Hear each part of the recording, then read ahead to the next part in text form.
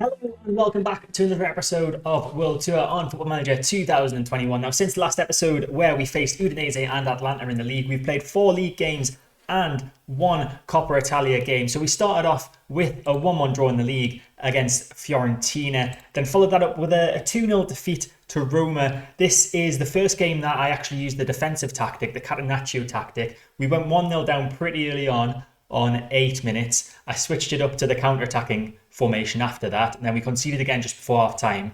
And just to make sure that we didn't repeat the 5-0 drubbing that Inter gave us, I decided to go defensive for the rest of the game, and they didn't score again. So it worked in that sense. Then we faced Sassuolo. We beat them by 2-1 goals from Alessio Landi and Velo Hristov, getting us the victory there.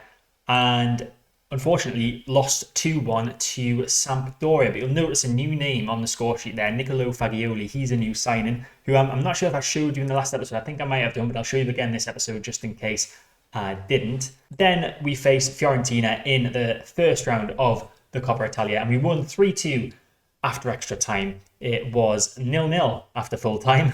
Pretty eventful extra time period, to say the least. Now, in today's episode, we were going to be playing the Milan and Napoli games, but because of the fact that we got through to the next round of the Coppa Italia, both the Juve and Napoli games have now been rearranged. So we're instead going to have a Milan double. We face Inter in the quarterfinal of the Coppa Italia, and then we stay in Milan to face Milan in the league a few days later. So as I said, we have had a couple of signings, or made a couple of signings. This guy I definitely did show you in the last episode, because I remember looking to see how much we bought him for. So we signed him for 115,000 from Brescia, Niccolò Fagioli. He has become our starting centre midfielder alongside Philip Clark since he arrived, and he's doing okay. He's doing pretty okay. 6.65 average rating, but he's just getting started.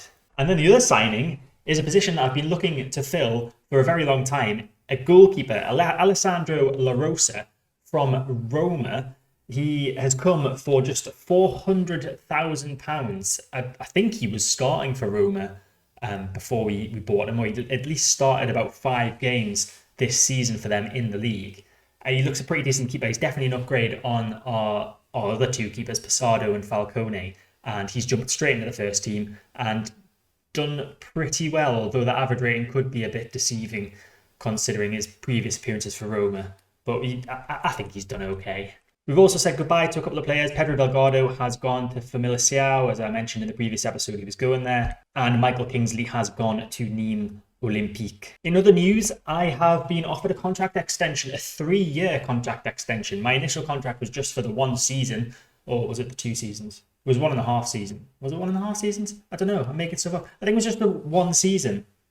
Because obviously I signed when we were in Serie B, so the contract was to last until basically June of 2030.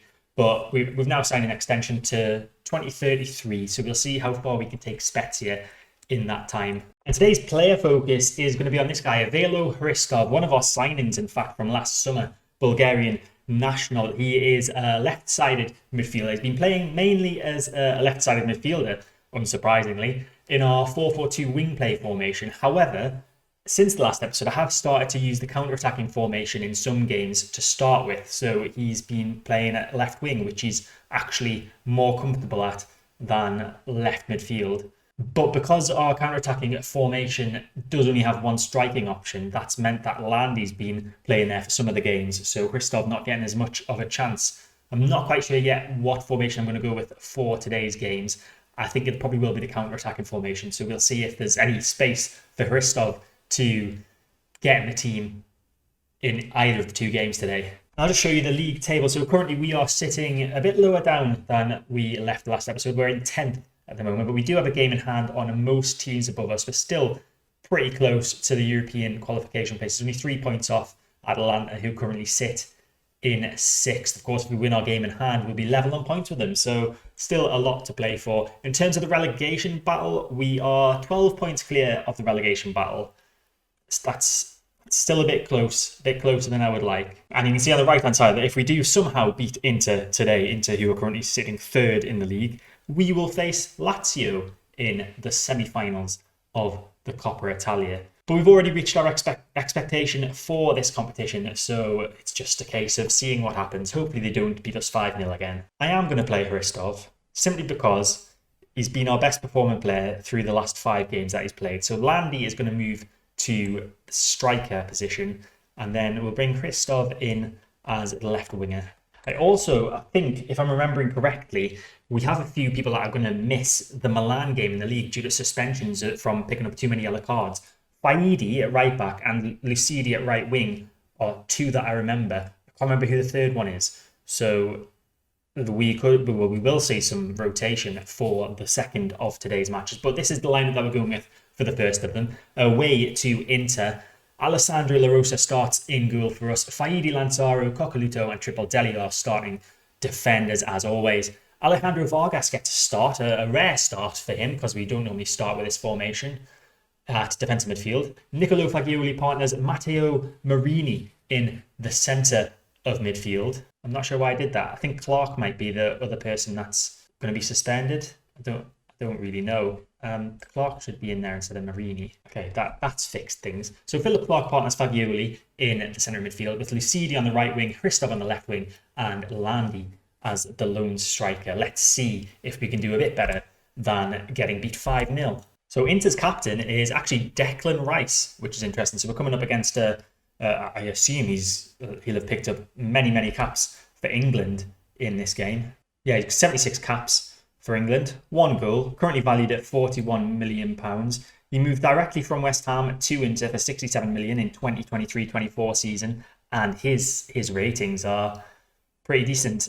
He's starting to fall off a bit actually this season, so this could be a good time to face him. How old was he? 31. He's getting to the end of his career, but still captain for Inter. Hopefully we can pile the pressure on him today. So here we go, the teams leaving the tunnel, which is in the corner of the stadium at this ground. I'm not sure if it is in real life at the San Siro. La Rosa with the goal kick. That's intercepted by Hakimi, and now Inter have a chance to get on the attack early on. Ball out wide right to Hakimi. He plays it central to Ruben Neves. Now it's Silla with the ball in a dangerous position. Now Ronnie Rotunu, which is a great name, to Kornienko. Kornienko with a shot, and it's Victor Kornienko. I said his name wrong. He has scored his 4th goal of the season. It's 1-0 to Inter already, and I think it may already be time to move to Catenaccio. Although it's a cup. Surely I just go for it.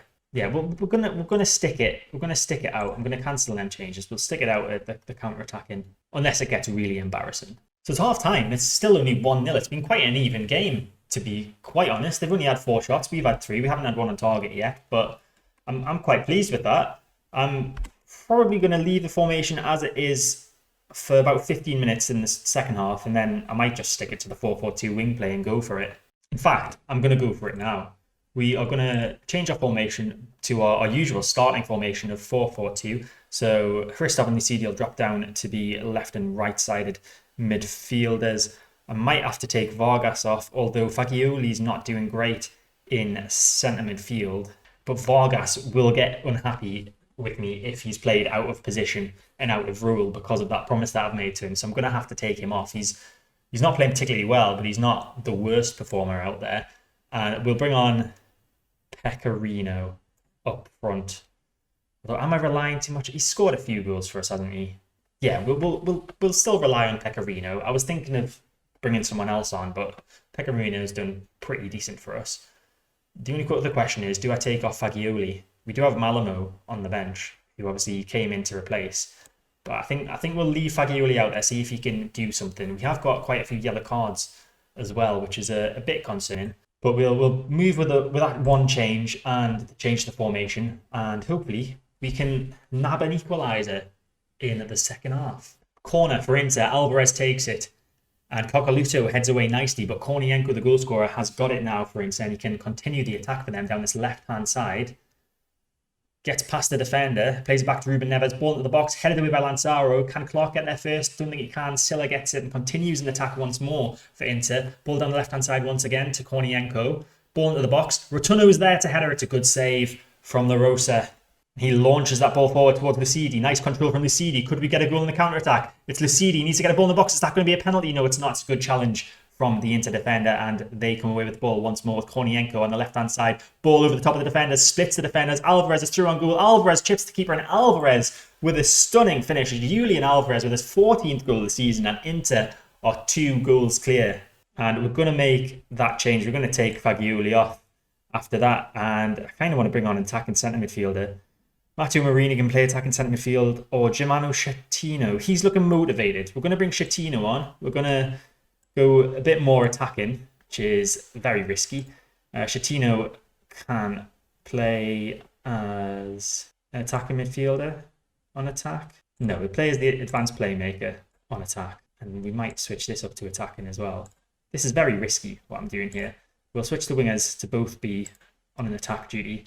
So let's see how that works out for us. Not very well is my guess. Although, saying that, we've got a throw in. It's Triple Deli, gets it back from Schettino. Now it's Clark. Ooh, I thought he was going to give the ball away. Finds Schettino instead. Through ball. Has Rice given away a penalty? No, he hasn't. He's won the ball, apparently. And the ball is with Lanzaro now at the back. Ball forward, headed away by Rice once again. Unbeatable. It's centre-back today, Declan Rice. As Ruben Neves brings the ball forward, plays it through to Darwin. And it's a good save by the gorilla from the Wild Thornberrys. Wasn't he called Darwin? I'm sure he was. Let me know in the comments below what the monkey, it might not be a gorilla, the ape/monkey thing from the Wild Thornberrys was called. I'm sure it's called Darwin. As Pecorino brings the ball forward on the left-hand side, and that's out for a throw-in. Nothing exciting there. Alvarez with another corner. Ball whipped in. Darwin's there, and it's over the top of the bar. You might like that, the monkey bars, climbing. No, that's a terrible joke. That didn't even work. Ismet with a throw-in, deep in the Inter half, but we're not pressurising them very much. Ismet with plenty of time on the ball, finds Ruben Neves, gets the ball back. Long ball forward. Missed header terribly by Alvarez, and Faidi's given the ball to Darwin, and now it's Lubas coming forward for Inter. We've got plenty back, but I feel like they still might score. It's Alvarez through to Lubas, and they do score. Antonio Lubas with his first goal of the season. Julian Alvarez with the assist, and it was terrible defending. We had 8 men back there, 9 if you include the goalkeeper, and they just sliced us open. So there's the full-time whistle. It's an improvement on our last result against Inter. We'll stay positive. We lost 5-0 last time. It's only the 3 goals conceded today. Something else that's been happening, I realise that the game's just finished. Well, we're out of the Coppa Italia, so we don't get to go to the semi-final. But Coccoluto, he's on the transfer list because last season he wasn't getting enough game time under the previous manager. He is getting lots of game time now, but he's still not asked to be removed from the transfer list, and I therefore can't remove him. So I'm getting bids for him. I keep getting a bid from Ascoli for him, and we're getting about £2.5 million. And I, of course, have to accept. In fact, it says that he's joining for a fee of 3.1 million. I don't know where that came from. There must be an additional instalment. But we have to accept, otherwise Coccoluto's going to be unhappy. So I'm accepting, but then every single time I do, he's coming and saying he wants a payoff. And I'm not going to be paying someone to not play for the team. So it's getting rejected every single time, which I'm not really unhappy about because it means that he's going to stay. But just a bit of an annoyance to have to do that all the time. Whereas I'd rather him just come to me and say, oh yeah, boss, I see that you're actually playing me now. And I realised it wasn't actually you that wasn't playing me. So I'm quite happy to stay at Spezia. That's what I want from him. Come on, David. Yeah, just do it, David, please. So here we are. It is the day of the second game against a Milanese team. It is Milan against Spezia, 8th place against 10th place. Victory for us today can take us above Milan into 8th place, but we still have that game in hand over many of the teams around us. One issue that we will face today, as I didn't realise that it wasn't actually time for the game, but I'll just talk through it anyway. We have 3... It's not an issue that I didn't realise, it's an issue that I even told you about earlier on. We've got 3 players that can't play for us today because of suspensions, and we'll just go through to the team because I can't remember all of them. So Faidi, Lucidi and Clark are all suspended for today's game, which is, it's always nice. Can Schettino play at right back? He can't. He can only play at right wing back. That's a little bit annoying. So we're going to do something a little out of the box here. So Schettino is going to come in for Faidi. Schettino is going to play at right wing back because he can play there. And then we are going... Who are we going to bring on? We'll bring on Chile. We bring on Chile? Yeah, we'll bring on Chile for Lucidi at right wing. Push him up. And then we will replace Clark in the centre midfield. But who do we replace him with? Malamo. There he is. Alessandro Malamo coming in for the suspended Philip Clark for today's game. So it's a bit of an odd formation. We'll see how it works out for us. It might not work out very well, and I might be changing it after 15 minutes, but we shall see. And all the rest of the players are exactly the same as the last match, except no, they're not. So Pecorino is in because we weren't playing this formation last time. So La Rosa's in goal, as he was previously. Lansaro, Coccoluto, and Triple Deli with Schettino at right wing back. Fagioli and Malamo in centre midfield. Hristov at left midfield. Vannicelli at right wing. And then Alessio Landi and Pecorino are the two strikers up front today. Let's see how we get on against the other Milan team. And hopefully it's not as bad as the 3-0 and 5-0 drubbings that we got from Inter. Donnarumma still at AC Milan. Yeah, he must be maybe in his late 20s now in goal for them. Christian Pulisic also playing for them. Interesting. Current Chelsea player, of course. And Phil Foden on the bench. I'm just picking out names that I know here. And Sergio Conceição is their manager. Never know how to pronounce that. So here we go. The Giuseppe Meazza San Siro is adorned in Milan red today rather than the blue of Inter as we get ready to face another tough game in Serie A. I'm not sure how it's going to go. I just don't want to get drawn into a relegation battle. I notice now we're only 9 points off the final relegation place, so we really need to start picking up wins again. But coming up against the top teams in Italy, it's going to be a struggle. We've also got Parma in the next game, and you can see in the league table on the right-hand side, they're currently 4th. And then we've got 2 games that have been rearranged against Juve and Napoli. And Napoli don't seem to be performing very well this season. And just between you and me, if the Napoli job becomes available, I'm probably going to apply for it because it's Napoli and they've probably got more of a chance of winning Serie A than Spezia, as Cunha is through on goal for Milan and he's hit the post. And Coccoluto manages to clear that when the goalkeeper just decides to fall on the floor. Looked like he just got a bit panicky there, La Rosa. Pulisic with the corner for Milan. And we should deal with that. We don't deal with it very well, but Hristov's come away with the ball somehow. Running down this left-hand side. Could we get on the counter-attack possibly? It's a little trip from the Milan defender, and then they fairly win the ball the second time. I don't know why the referee didn't blow for a free kick on the first occasion. And what's going on here? Is it a free kick? I think it's a free kick. It is. Schettino is going to take it in a dangerous position. Schettino with the free kick, and he scored. Germano Schettino, the youngster, has scored his first ever goal for Spezia, and it's directly from a free kick. It's an excellent finish. Germano Schettino. I mean, Donnarumma should be doing a hell of a lot better than that. It looked like it was straight at him. I don't know what he was thinking of. But we are 1-0 up at the San Siro. And we are in dreamland at the moment. We're up to 8th in the league. But our dreams could be about to get dashed. But Coccoluto deals with the corner well. However, Milan should pick this up again and get back on the attack. It's Calabria to Tonali. It'd be good if we could win the ball back here, very high up the field. Calabria intercepted by Chile, so we do win the ball back. Chile needs to find a pass forward, ideally to Pecorino, which he does. He plays that back to Malamo, centre midfielder, in for Clark today. Nice through ball from him. Pecorino with a chance, it's off the post. And it's cleared by Calabria. The goalkeeper is not having a good day, Donnarumma. He is looking very error-prone as Malamo plays the ball in the box. Pecorino finds Malamo again towards back post. Landy's there, but it's headed away by Batea. And the assistant referee has raised his flag as Malamo was offside as we get to half time. And it's not a full stadium here, not at all. Lots of gaps in the seats. Spezia obviously aren't a big enough name to get a big attendance in Milan. But it's 1-0 to us, so they're missing a treat. Looking at how everyone is performing, there's only one real concern, and that's Fagioli again, which isn't encouraging considering we've just signed him. Thankfully, we didn't sign him for much money, so it's not that big of a loss if he doesn't perform for us. I'm going to take him off. We're going to bring on Matteo Marini as the deep-lying playmaker to play alongside Alessandro Malamo. The rest of the players look pretty okay in terms of their rating. Hristov's someone to watch in terms of his condition, but we will just make that one change as we head into the second half. Hopefully, we can hold on for this. At some point, I do think I need to change to the counter-attacking formation. I'm just not sure when. Possibly when Milan score and it's too late, as Fabio Silva has the ball and we need to hurry and get back. It's Fabio Silva through on goal, and Fabio Silva has scored. Pulisic with the assist, 18th goal of the season for Fabio Silva, and it was an excellent finish. Smashed it past the goalkeeper. I think I should have changed formation at half time. Well, let's hope we can get a second. It's not looking like we're going to. Pulisic plays it back to Wijndal. Ball into the box. Coquelito heads it away, but it's going to come back straight at us as Calabria has the ball. Plays it back to Tonali, and those two just passing it amongst themselves. Jerez has the ball now. Calabria on the right-hand side. Can he get a ball in? He can. Headed away, but it's going to come back with Milan. Jerez with the ball again to Benasha. Now Fabio Silva again, and that's just I don't even know how to describe that. It's tapped wide. He barely touched it. I keep thinking I should make the change, and then a highlight comes up. It's Tonali, forward to Fabio Silva. Finds Pulisic on the left-hand side. He's got one assist already today. It's Pulisic. He's into the box. He plays it in. Marini clears it, but not very well. Jerez has got it still. It's Calabria. Back to Tonali.